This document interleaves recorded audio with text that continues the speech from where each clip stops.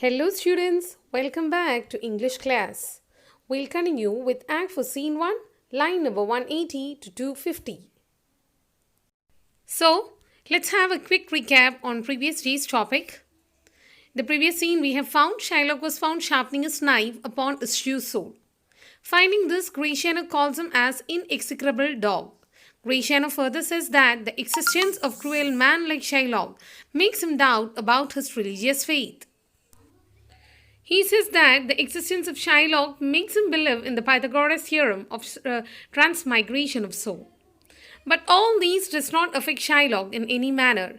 He continues claiming for justice. And by the time the Duke, who had finished reading the letter, asked his attendants to welcome the lawyer sent by Dr. Bellario, Portia, disguised as lawyer, enters the scene. So now, let's proceed with the scene. So here, we find the entry of Portia to the city of Venice, and more specifically to the Venetian court, and where she is going to decide the controversial case between Shylock and Antonio. So after making her entry there as disguised as a lawyer, she is asking, which is the merchant here and which is a Jew? She couldn't identify who's Antonia and who's Jew over there. So she's asking who is the merchant here and which is the Jew, that is Shylock. So Duke, Antonio and old Shylock both stand forth. So Duke is telling to Antonio and Shylock, please stand forth so that Portia can identify you people. Is your name Shylock? So Portia is asking, is your name Shylock? So Shylock is telling, Shylock is my name.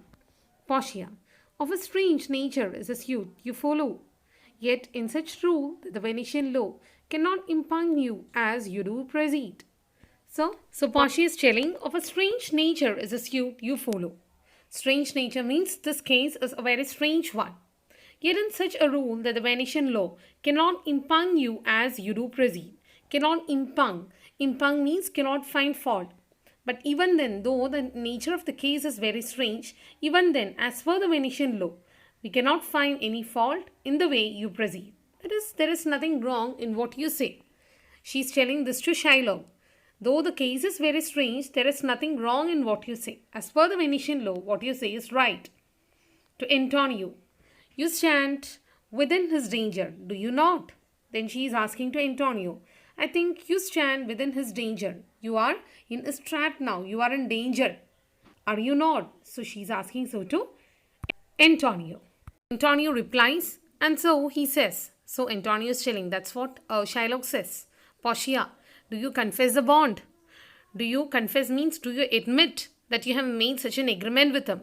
So Antonio, I do, of course, I have. Then must the Jew be merciful? Then Portia is telling, now the only option is that the Jew ought to be merciful. He needs to be merciful here. Shylock, on what compulsion must I? Tell me that. So hearing this, Shylock gets angry. And so he is asking, why all are asking me to show mercy to this Antonio?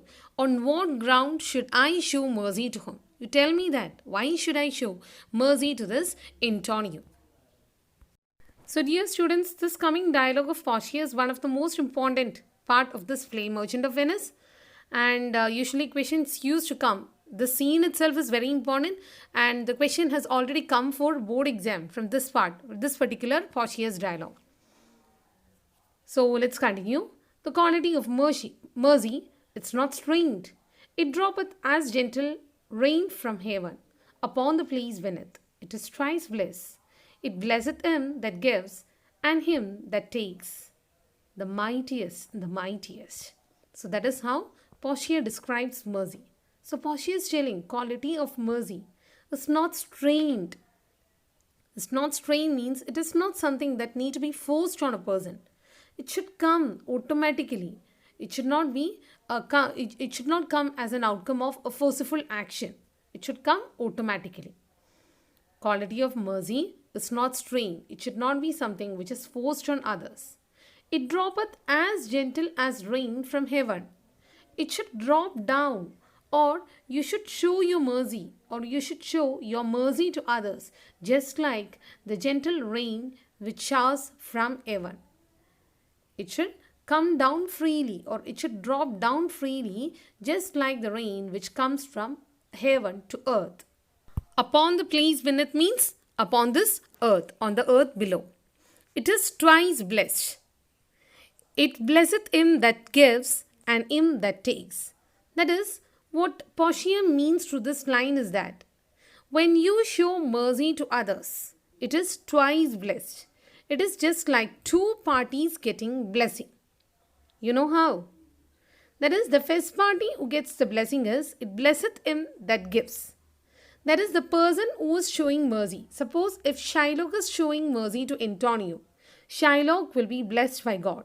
It blesseth him that gives. Whoever shows mercy to others will be blessed by God. That's for sure. And him that takes. And also, the second party who's going to receive blessing is the person who receives mercy. That is, suppose if Antonio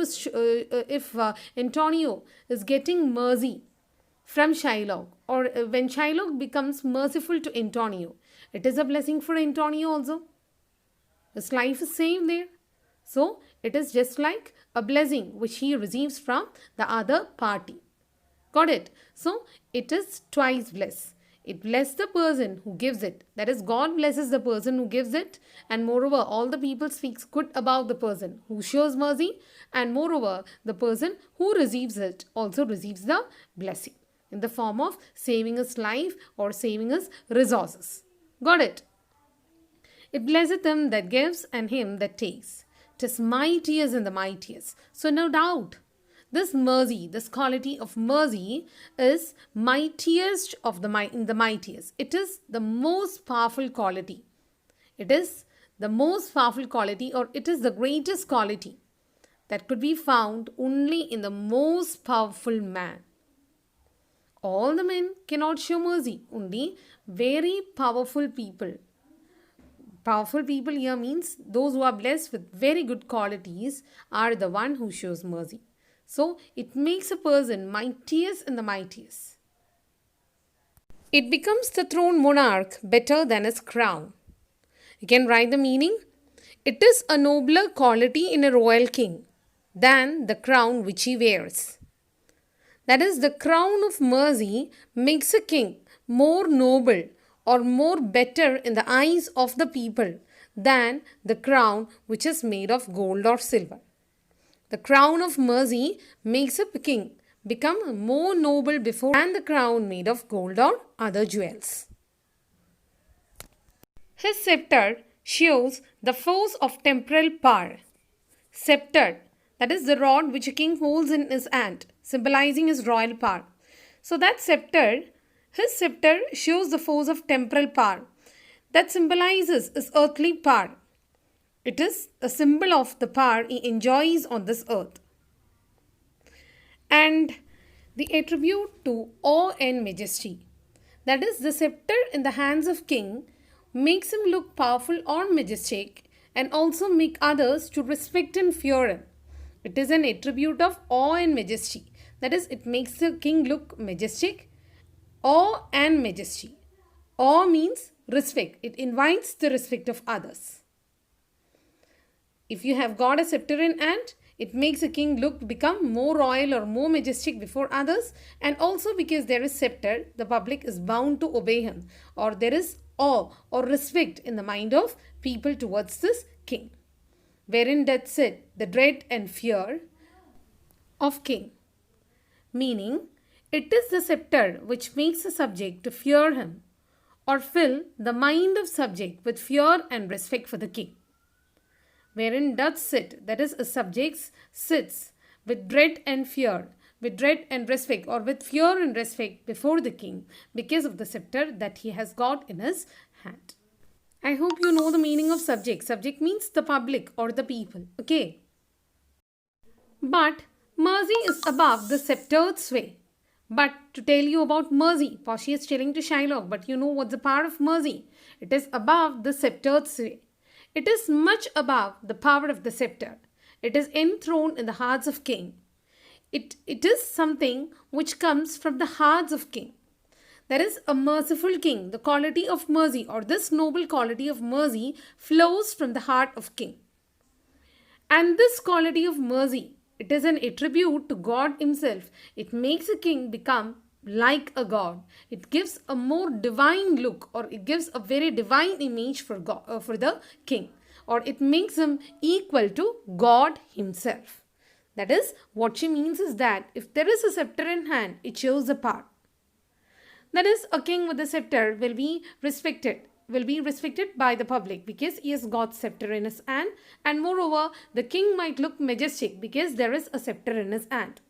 But if the king is a very merciful king, then the public will consider him, whatever justice he takes, there will be a mixture of mercy in it, and thereby he rises to the position of God himself. An earthly power doth then show like his God when mercy seasons justice. Therefore, if the king is a merciful person, the earthly power, that is the power with which he takes justice on this earth, will become, or the decision which he takes, become just like the God's decision. Because mercy seasons justice.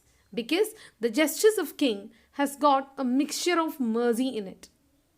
Simply taking justice as per the rules and regulation without a tinge of mercy will not make a king look divine.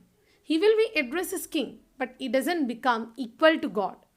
But if the king is a merciful person, and whatever justice he takes, he mingles or he mixes some amount of mercy in it, then he rises to the position of God. So the earthly power of king becomes like the gods when mercy seasons justice, when he mixes mercy in whatever decision he takes. So Portia continues to Shylock, therefore Jew, though justice be thy plea, consider this, that in the cause of justice none of us should see salvation. We do pray for mercy, and that some same prayer doth teach us all to render the deeds of mercy. So she is telling to Shylock, therefore Jew, therefore Shylock, though justice be thy plea, though you have right to give justice, please consider this, that in the cause of justice, when you are having bare justice without a tinge of mercy, none of us should see salvation. Then you will not be saved, or you will not be considered as a right person before the God. You will not get the divine salvation or the blessing of God. We do pray for mercy. We always pray to God for mercy. And that same prayer, that is the same prayer where we are asking God to show mercy to us, that teaches, it is teaching us all to render the deeds of mercy. It is at the same time teaching us to show the deeds of mercy, the actions of mercy towards others. So finally she's telling, I have spoke thus much to mitigate the justice of thy plea. So she's telling, why I have said all this is to mitigate, to reduce the justice of thy plea. I'm asking you actually why I have spoken all these, why I have said all these is to ask you to soften, to reduce the harsh justice which you want to claim from this court. Which if thou follow, and if you are very strict about it, if you're asking court to give such a harsh justice for you, if you follow, the strict court of Venice must needs give sentence against the merchant there. Then definitely the court will have to give you justice. And as a result, the merchant will have to get a severe punishment from this court. Must needs give sentence against the merchant there. Definitely the merchant will have to be punished as per the strict law points of this court. Now let's see what's the reply given by a stubborn Shylock. My deeds upon my head. I crave for law, the penalty and forfeit of my bond. So hearing this, Shylock is telling, my deeds upon my head. No matter. Let the consequence of my deeds be upon me. I am willing to bear all the harsh punishments from God. I crave for law. I want justice. The penalty and forfeit of my bond. I want the penalty as per the bond, as per the contract. Portia, is he not able to discharge the money? So Portia is asking, now what's the matter? Is the merchant, is this Antonio not in a position to give back the money to you now? So Bassanio interrupts in between. Yes, here I tender it for him in the court, yea, twice the sum. If that will not suffice, I'll be bound to pay it 10 times over. So Bassanio interrupts in between and he's telling. Portia is asking why even now Antonio is not able to give you the 3,000 ducats back. So Bassanio is telling, Of course, yes. Here I tender, here I have it.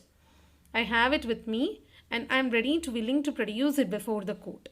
Yes, twice the sum. I am willing to give him twice the amount.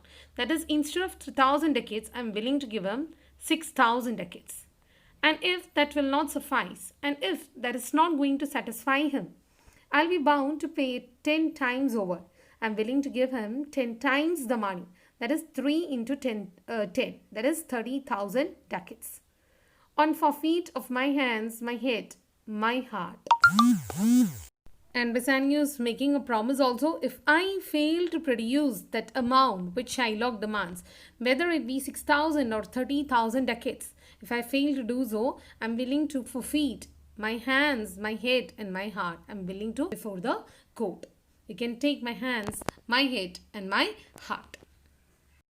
And if it will not suffice, it must appear that malice bears down truth. And if he is not going to be satisfied with this amount, then it must appear, it is sure, that malice, that hatred or some other evil thing, evil plot, bears down the truth. He is surely overcome with some other evil thoughts. Then he is telling to Duke, and I beseech you, rest upon the law to your authority to do a great right, do a little wrong, and curb this cruel devil of his will. So then, after saying all these, he is telling to Duke, and I beseech you, I request you, rest once the law to your authority. Please use your right, use your power to rest once the law. To rest means to modify law once. Using your power, you please modify the law to do a great right. And if you are going to modify the law for the sake of Antonio, it will be like doing a great right. And if someone asks you, the wrong which you are going to do was only a very little wrong, and curb this cruel devil of his will, and thereby you can prevent this cruel Shylock from carrying on with his will. When students, can the Duke do so?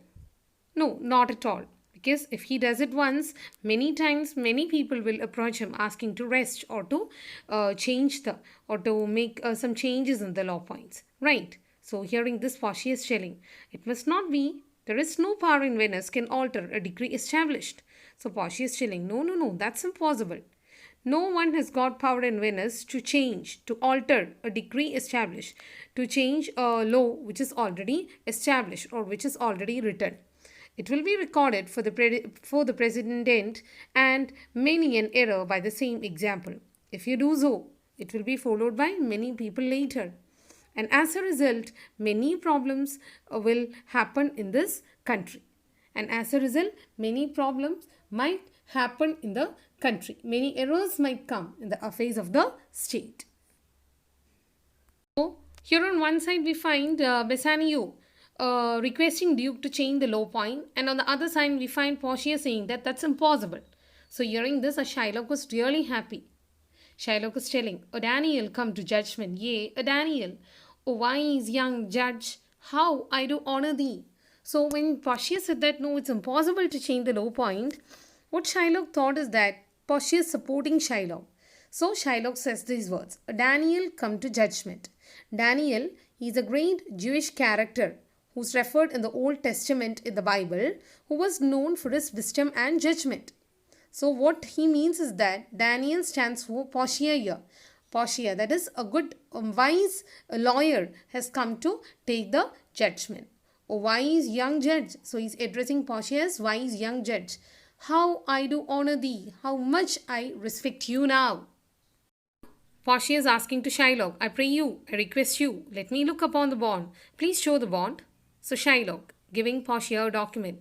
Here's his, most reverend doctor, here's it. So he's adding over the document to Portia and telling, here's this, dear lawyer. Portia, Shylock, this thrice thy money offered thee.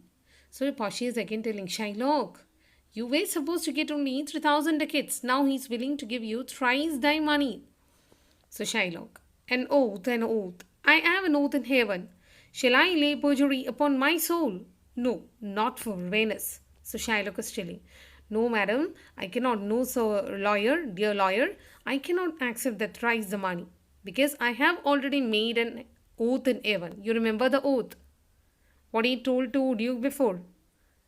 I have made an oath on Holy Sabbath. You remember? Yeah. An oath, I have an oath in heaven. Shall I lay perjury upon my soul? And if I do not do it properly, I'll be punished by God. No, not for Venice. No, not even for the sake of Venice. I am willing to break my promise that I have made to God. So, by the time Portia has finished reading the document, so Portia is telling, why? This bond is forfeit, and lawfully by this the Jew may claim a pound of flesh to be by him cut off nearest the merchant's art. Be merciful. Take thrice thy money, bid me tear the bond. Why this bond is forfeit, that is, the due date of the bond has got over, and lawfully, and as a result, as per the law, the Jew may claim, the Jew has got right, that is, Shylock has got right to collect what? A pound of flesh. And it can cut somewhere near the merchant's art itself. Be merciful. So at the same time, we find Portia begging to Shylock, please show mercy. Take thrice thy money. This man is willing to give you offer, and bid me tear the bond. Please allow me to tear the bond. Will Shylock agree to it? Let's see what Shylock says about it. When it is paid according to the tenor, it doth appear you are a worthy judge. Shylock is telling, when it is paid according to the tenor, when you make justice or when you offer justice as per the conditions of the bond or as per the terms of the bond, it doth appear, I will say, or it will appear, or others will have a feeling that you are a worthy judge. You know the law, then all will say that you know to apply the law terms effectively. That's what Shylock was saying. When it is paid according to the tenor, when he pays in accordance with the terms and condition of the bond, when you make him pay in accordance with the terms and condition of the bond, it doth appear you are a worthy judge. You seem to be an impartial judge. You know the law. I know that you are very good in law. You know the law points very properly. Your exposition hath been most sound. And how you apply the law points is also in a very effective manner. So I charge you by law. So in the name of the same legal system, I request you, whereof you are a well-deserving pillar, in which in this legal system I know that you are a worthy member. Proceed to judgment. Please carry on with your judgment. By my soul, I swear there is no power in the tongue of man to alter me.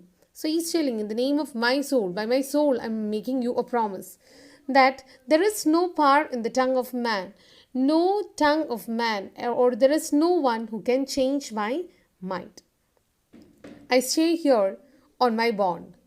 I have a very, or I insist, or I will continue, or I'm very stubborn about going ahead with the terms and conditions of my bond. I'm not willing to change it in any manner. So, hearing this, let's see what's the reply given by Antonio. Antonio, most artly I do beseech the court to give the judgment. So, Antonio is telling, after hearing all these, he was really disappointed. So, he's telling, most heartily, I wholeheartedly request the court to give the judgment. Dear students, we'll wind up our class here now, and remaining we'll continue in the next class. So, till we meet again, goodbye.